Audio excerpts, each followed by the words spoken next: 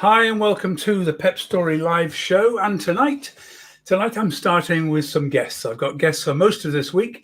And tonight I'm starting with Matt Kendall, who is an IEMT practitioner. If you know what that means, you're well ahead of where I was about half an hour ago. So let's get ready and see what this is all going to be.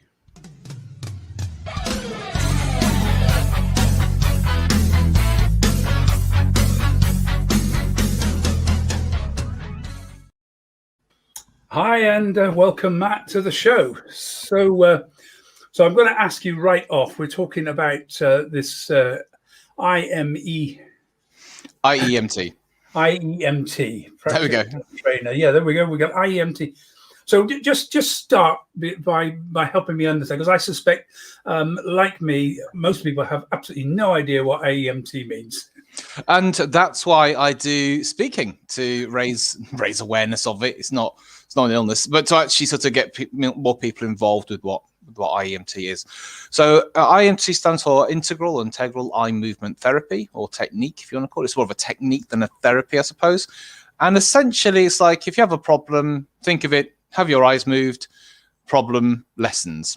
So I work with a lot of people with anxiety, a lot of negative memories, negative emotions, and it's all to do, without getting sort of too deep into it, it's kind of based on why people remain stuck, how to get people unstuck. It works a lot on people's identity.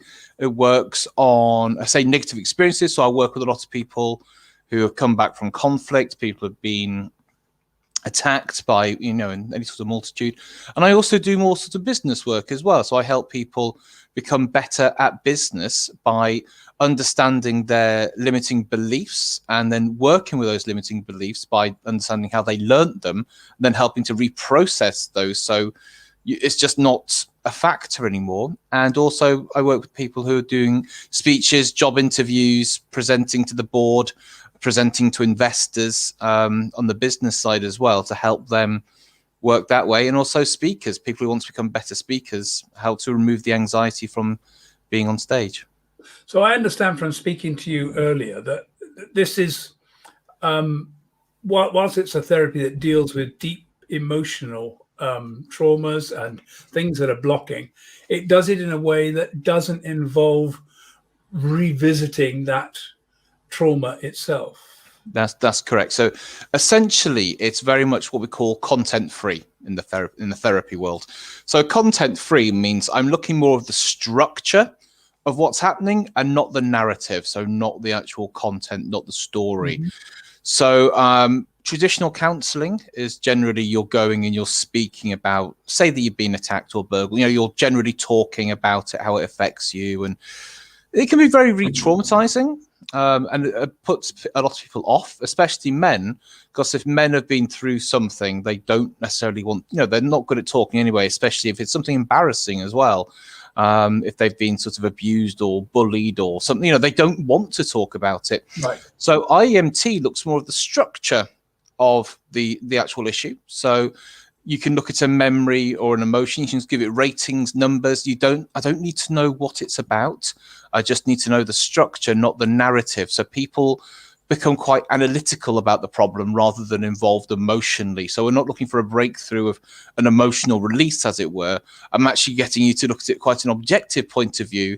And when you change the way that you look at something, the thing that you look at changes. And so it's all to do with how this affects you now and how it can basically sort of readdress it so it just doesn't affect you as much. That's all. So how have you been able to help people who are really have big fear or anxiety around speaking? How can you help them? So we had this one guy, in fact, I did an interview with him on my YouTube channel. He was looking for more investors and stuff and to take on staff for his business. Now, what happened was, in his old business, he was literally thrown under the bus by his investors and he had to fire 30 staff just before Christmas. And so, as you can imagine, when he goes up to now speak to people, staff or investors now, he's got all that churning around. So by reducing that down, he's actually been able to speak to investors and his businesses have been able to grow. Also, people doing presentations, a presentation, and that might be, again, for investment. I was actually, until COVID, I was going to go be working at universities to help engineering students to basically give better presentations for funding for their projects, whatever that might be. And so when you actually bring the more human element into it and how you create a story about what you're doing, it becomes more relatable. So I help people with this. Well, with speaking, it always goes back to, our educational system that's almost purposely designed to traumatize kids, when you're basically reading in front of people. So it sounds silly that something that happened 20, 30 years ago can still affect you, but it really can. So having to stand up and read, and you can take on things passively as well. So it can be watching somebody else struggling and reading in front of the class and people laughing at them. But you remember that, you take it on, as yourself. So when I work with people who speakers who want to become better, I can't help them with the technical. Well, I used to do that, but not anymore. So I can't help them with the technical structure of how to give a talk. It's more to do with what's this anxiety about? Because anxiety is just an overstimulation of the nervous system. So we look at the emotions under that, and it might be because they feel worthless. Fraud is a big one, basically imposter syndrome. Why am I here saying this? Who's going to care? And so I work with a lot of that, and it always goes back to things that happened when we were kids. And once you start to nullify that and basically start to cut the emotional ties, you can actually just speak without tensing it, without all this stuff. So it's not a case of making people feel confident, it's stopping the negativity. And you've got quite a lot of personal background, haven't you, around speaking? Because I gather your dad was an after-dinner speaker, and you did some stand-up comedy for a while. I did. So my dad was a bank manager until the age of 50, I believe, and then he retired. And he was always interested in giving talk. He's always been involved in social things around sport. He's never done the sport. He's always done cricket events and rugby events and football events. He's never done the thing, but he's always used to give sort of talks there. And he realized he could actually make a career out of it, like a second career. And so he started becoming an after-dinner speaker and the bank manager from York, and he was quite prolific. And I can remember when I was younger, he was doing 4 or 5 events per week. And that's quite a grueling schedule. It was. He used to do loads, absolutely loads. I can remember him working most nights a lot of the time. And but it was great because when I was young, my mum used to go and stay in a lot of hotels in London, and which was really good. He doesn't do it now, and he's a bit ill at the moment anyway. So he hasn't. Well, obviously the problems that are going on. Yeah. So that's kind of. I don't know if he'll be doing any more in future, but I got very interested in comedy and stand-up comedy when I was really young. I was 14, 15.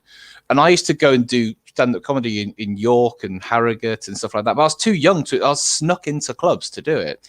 And I went to Manchester University, and I actually got into the finals of So You Think You're Funny up in Edinburgh. But I had a football accident, and I twisted the bottom of my spine. I basically pulled muscles out. Yeah, I was standing, and I wasn't warmed up or anything. I was just literally in a park, and my friend kicked a ball to me, and I turned and kicked it, and one foot stayed still, and the other one, so it just pulled and absolutely pulled my spine out. Not pulled it out, but completely. I was in hospital, had to miss all my exams, had to retake them, and so I only did a couple more after then. And the problem is, a lot of the stand-up comedy world isn't funny. As in the behind the scenes, it's quite. It was quite a nasty, and I saw some quite horrible stuff with people on the Manchester scene, and I was like, I don't really want to be involved in this. But what I found is I started hosting events, and that's why I really like doing hosting a lot of things. And when you're a speaker, nobody expects you to be funny, but I understand the mechanics of comedy. So now when I do my talks now, I make them entertaining. So I'm almost being able to get that reaction from the audience without them expecting it, which makes it kind of even better. And the people who are coming to see the talk, they're not expecting it to be funny. So when it is, it's almost a relief for them as well, because it's not just going to be a dry sort of psychological talk. It's actually going to be a very fun and involved talk. So I've kind of got the best of both worlds. Your talks are mostly about IEMT. No, that's correct. So my main talk, which I do, is called Can You Remove Negative Memories? And essentially, it's a mini workshop. I always find that there are different, as you know, there are different types of speakers, and I've seen hundreds, and I've worked with hundreds and hundreds of speakers, and I've always found the ones, unless it's a really captivating story, I always like the ones that are interactive and you actually leave with something. I'm not into motivational speaking. I'm not into just feeling, cheered up and all that. If you actually show somebody something they can use and do that has a positive impact in their life, they actually leave with something of value. And that's how I've always based my talks and workshops, whatever I do. So when I do IEMT with people, I get the whole audience to actually do it, and they learn a real skill that they can use to reduce. I teach them 4 skills within the actual 2-hour talk, and they can then go away and use these skills, and and then I do training. So that's why it kind of comes back. People actually come and do the training with me. That's the aim of it. And this, if people want to know about this, this is at the IEMTacademy.com. Yeah, that's right. IEMT. Yeah, I'm in the process of redoing the whole website at the moment, but yeah, you can certainly go on to the IEMT Academy. I'm most prolific on Facebook and Matt Kendall. Or if you just type in IEMT or Matt, I've got that one there. The Matt yeah. Kendall. I'm easy. I work very hard to make my life public. So. so tell me about interesting talks, because this seemed to. How long were you at this? I mean, this is literally hosting events in London, St James's Church, and other venues, which using quite well-known speakers. And I know quite a few PSA members you've had long to there. So how long were you running that? And I'm technically still running it. I started it in 2000. Oh, do you know what? In fact, I think it's our birthday on the 11th of January, thinking about it. So it'll be 10 years. I started it in 2011. Yeah, I forgot about that. And for a long time, it was kind of like my main work. I was running 2 or 3 events a week. And it was mainly to do with self-development, in that without it being when I say motivational, we don't have people standing on chairs and clapping and walking on coals and saying everything's great. We did have coaches. We had lots of therapists. Have you ever walked on coals? No, it's a stupid thing to do. I have a long time ago, but I was cajoled into doing that. Yeah, it's what I have found in the speaking sort of area that I am. You get an awful lot of people who are basically like little Tony Robbins ripoffs, basically. Yeah, and that's just all they are. They're just like, just believe in yourself and go for it. Well, that's not a talk. That's a text message. Just send me that. Don't waste 2 hours of my time trying to just basically like repackaging fluff. And so the talks that we had everybody from like Sean Atwood, who's massive on YouTube now, who was a drug dealer in America, and he was sentenced to 6 years in hard time, basically. And he's now a reformed character and an advocate for prisoners and rehabilitation and drug use and drug addicts, and just everything's on. His YouTube's absolutely massive at the moment. He's got like 500,000 subscribers. He's doing a lot of good work there. We had business speakers.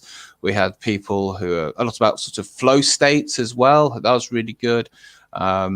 They were all different. We even had magicians talking about misdirection. In fact, you'll know quite a few people who we've had, and from that side. But we had a lot of hypnotists, a lot of coaches, lots of therapists. But the whole point about interesting talks, Meetup is a platform where people come to meet people, because once upon a time you could do that, go and meet people. And so I understood the platform, and there was a very strict structure that I created, like the actual format. And it was a 2-hour event from 7 till 9. People arrived at 6:30, chatted, whatever. It was 7 to 7:45 first talk, then 15 minutes break, then 8 to 8:50, then it always goes over a little bit. So we sometimes had 2 different speakers, or we'd have a panel of speakers, or we'd have 1 speaker that did the whole evening. But there was always very structured when you took breaks, everything like that. And yeah, I've done 500 of those events, and it was the biggest speaking. Yeah, thank you. I was doing 2 or 3 a week, and I was doing workshops at weekends as well. So I used to do a social circles workshop where I taught people how to create and maintain social circles in London, because it's it really is an art form down here. It takes a lot of work to, you know, to maintain social circles. And I used to do one about anxiety. I used to work with people for doing anxiety as well, and conversational skills. So how to have really great conversations, because people are losing that ability. In fact, I might do that again thinking about it. And so I've been running that for years, and it started off above a pub, the Comedy Pub in Piccadilly area, and then went to Piccadilly, the church there, and ran hundreds of events there. Then went to Earl's Court, ran hundreds there, and now I do them online because we have to. You are running them online now? Yeah, I'm running them online. I promote a lot of other people's and stuff as well, but generally I run my own talk, Can You Remove Negative Memories, which is just a one talk which I do. But I've also started something called Psych Talks, or Psychologically Speaking. Psych Talks was, you know, the abridged version, and that was like not a panel event, but we had several speakers, like a multi-speaker event. And again, we started running that at the Curtain Club in Shoreditch, well, Old Street area, and so the last one was about sort of neuroplasticity, which was fantastic. So we'll have 3 speakers speaking about a particular subject.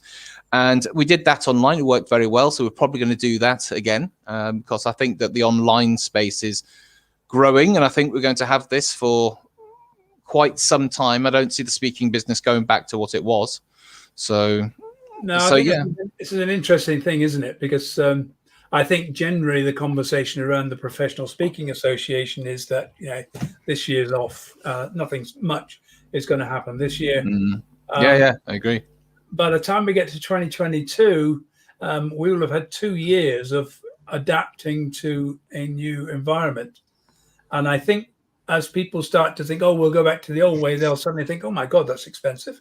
And they'll suddenly realize just how convenient and easy, and how much it's like anything. If you're faced in a position where you have to do it, then everybody gets involved in making the technology work for it. Of course, it's almost like war, isn't it? You know, you get most innovation happens in a war. We're in a battle now. We're battling against a disease that we have no idea even now whether we're going to beat it. We might be able to get some control on it. But I frankly am not convinced that it's going to go away. We're just seeing all these mutations happening. And to be honest, the PSA had our convention last October, best event I've ever attended. Absolutely brilliant. Doing online juggling and face painting and all sorts of things that I didn't believe. Right. Online, but it created an event which literally went on pretty much non-stop for 6 days at a fraction of the cost. Yeah. And yet I got to meet more people than I would normally have done. So that was absolutely great. So talking about that, which was quite fun, you're involved with something called Funzing. What's that? Funzing was basically like it was an events company. It was meant to be called Fun and Amazing, but it didn't really work, that name. And I don't know what's happening with them at the moment. It started in Tel Aviv, and it was meant to create things for you to do after work and on weekends. And the platform was kind of like, you know how Eventbrite is. Everyone publishes their own event. Yeah, Eventbrite. Everyone publishes their own events, which you could do. They had to be approved, but basically they held their own like Funzing talks, and so I worked with them right from the beginning, actually, right from the sort of the outset. And I would do usually a couple of talks a month for them. And what they would do is they would basically take over clubs, pubs midweek when it was kind of empty. And you'd get 80, 100, 120 people coming along for a social event and, to hear a talk. So I used to do my talks there. I used to do a few talks, but obviously the How to Remove Negative Memories was my biggest. And it was a great way because there was a profit split between the company. They did all the promotion, they did everything. And when it worked well, it was great. When it didn't work well, it wasn't so great. Like sometimes a host wouldn't turn up or something like that, which I had to host the event myself, which was quite fun. But I'm used to doing that, so I was fine. But I used to go to Brighton a lot to speak. I used to go to Bristol a lot. I used to play a big venue in Bristol called Hen and Chickens, which is it's a comedy venue, and it's absolutely great. And so I used to speak in Wales, Manchester a few times, and so it was just like an agent. Was it an agency? It was kind of like a corporation. They would work with the speakers, but they had different levels of speakers. They had like Richard Wiseman and all different kinds of people speaking with them. So it's interesting talks and funding. Are they now still online opportunities for speakers who want to showcase? Interesting talks, yes. We do two different things with interesting talks. If a speaker's got their own event, I offer it's a very simple promotion. It's a one-off fee to have your event put onto my group, which has got 25,000 members. I've got one this evening. There's registered about 40, 60 people for a webinar about sleep. And funding, I don't know. They chose to stop doing the live talks before the whole pandemic. So right. I think they are doing some online stuff now. I don't know. I don't really know the situation with them. I haven't worked with them for some time, to be honest. Okay, fine. Yeah, it's a great company though. They do some really good stuff, but I don't know what's doing with them right now. So you're obviously like all of us now working online. How are you finding? Are you doing more of your therapy work now, or are you still doing a fair amount of speaking? Well, in terms of therapy, my main work is being a therapy trainer. Right. I've been doing one-to-one sessions, like we're doing now I've been doing that for a couple of years online anyway, because a lot of my clients are in America. And so I've already been working online with people. I did have a clinic down at London Bridge where I do my one-to-one sessions and also my training. So it was like a clinic / training school, for therapists. I used to hire the training rooms there. And then I wasn't allowed. Can I just ask a question? Having done both and now having had to do stuff online, do you think face-to-face or online is more effective in terms of therapy? Well, it's very effective online. I still prefer to have it sort of one-to-one, just because I prefer that. But saying that, so my clinic is in London Bridge and I'm based in North London, Muswell Hill. For me to go do one client, it takes conservatively 3.5 hours of my time. Yeah. So, because I've got to travel there, I've got to do the session, travel back, and so everything. If I do it now online, it's log on at 2 minutes to, log off at 2 minutes past, and it's done. So it's more convenient for me. But the problem is that when I'm working with somebody doing therapy, they've got dogs running around, they've got Amazon delivery, so you've got that kind of stuff to battle with, which you wouldn't get in a clinic, which is, what I'm used to. But it's still very effective. But the training, we weren't allowed to do the training online. It had to be an in-person training. But obviously they've realized that this, isn't going to change. So there are a number of, I think there's about a dozen to 20 trainers, maybe all over, India, America, and in the UK. And it's different. So my 2-day training, I've made a 3-day training, just because I find it more intense to be sat watching a computer screen as opposed to being in a room. So people need more breaks.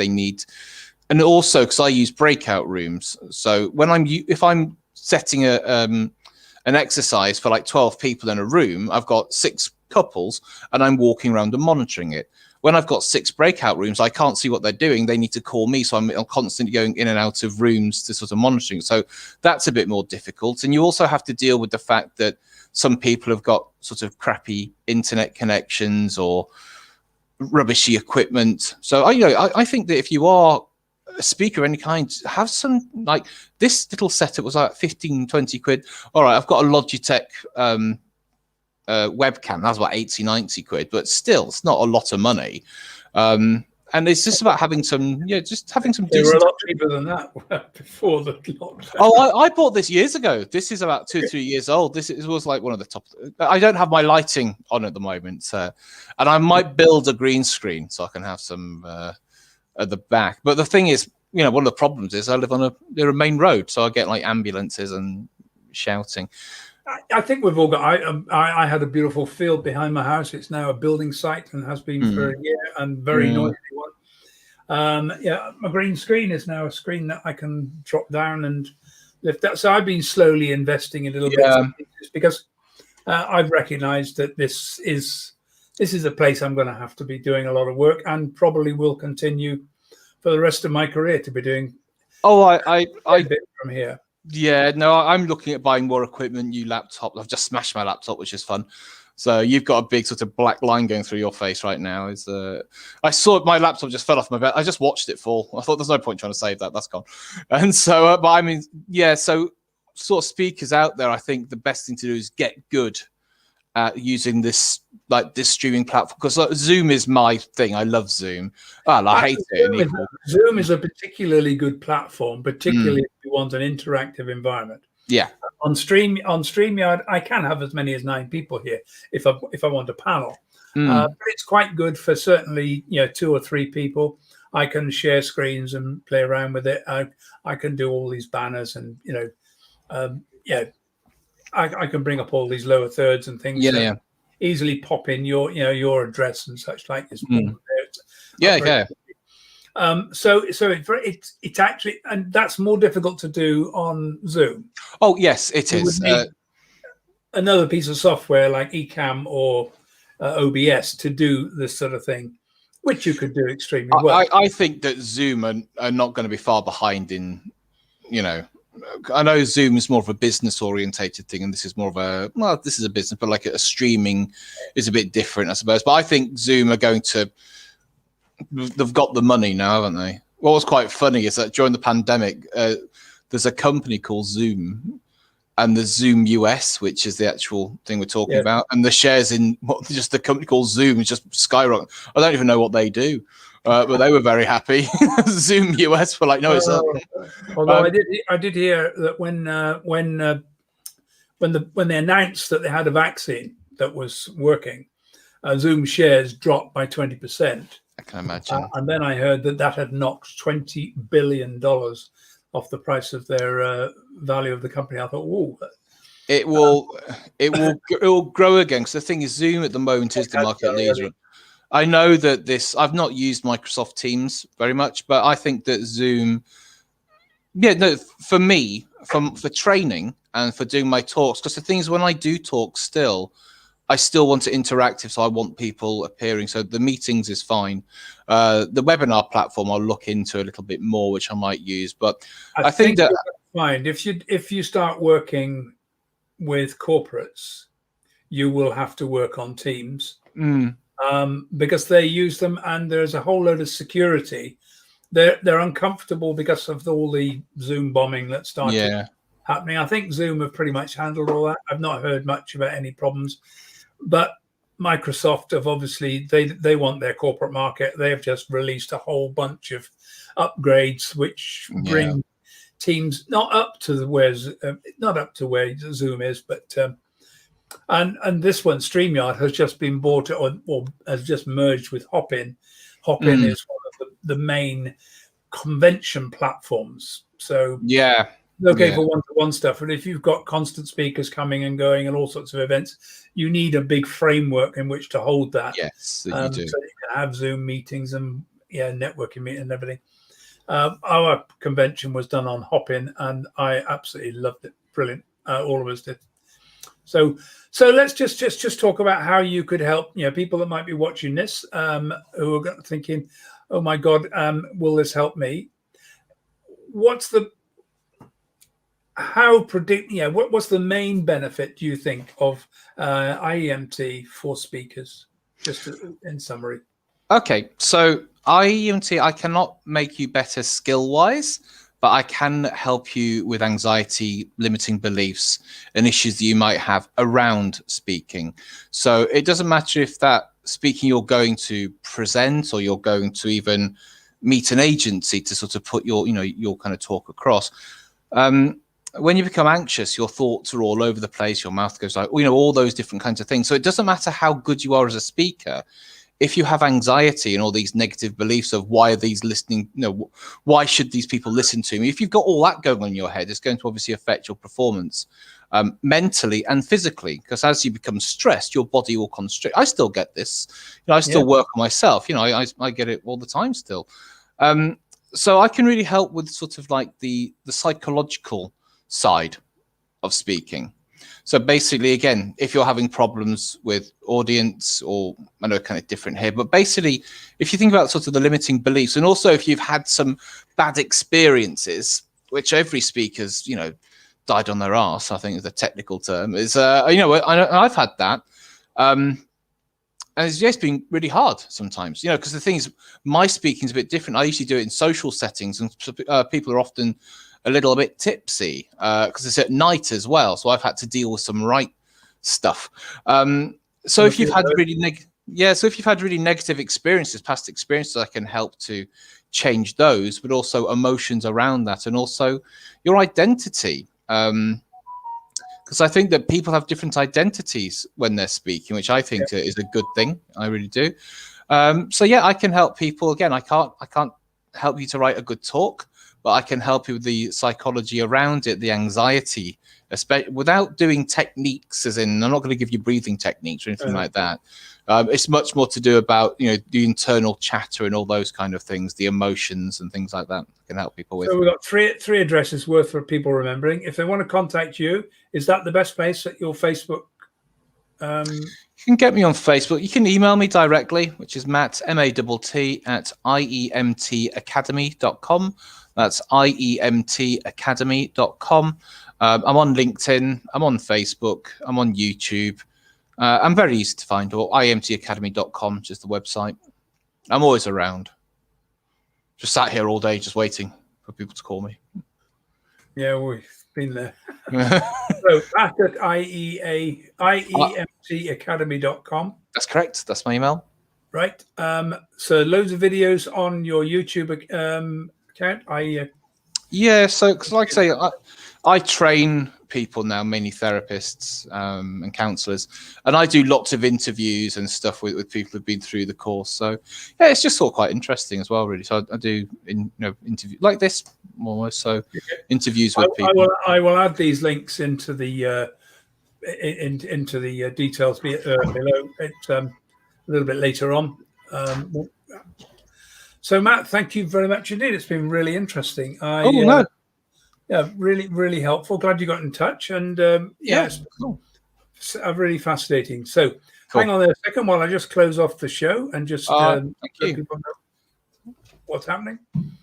Right. So, I shall be back tomorrow when I'm interviewing David Heiner, friend and speaker from the Professional Speaking Association. And David's does a lot of work with schools and a lot of work on success. So, we'll be talking to him tomorrow. Don't forget, you can contact me at ricky@rickyarundel.com. Speaking coaching, if you're interested in me helping you put speech together, develop your existing speech, free 30-minute introductory session just to see how I can help you. So look forward to seeing you tomorrow when we got David Heiner, and have a good night. Take care.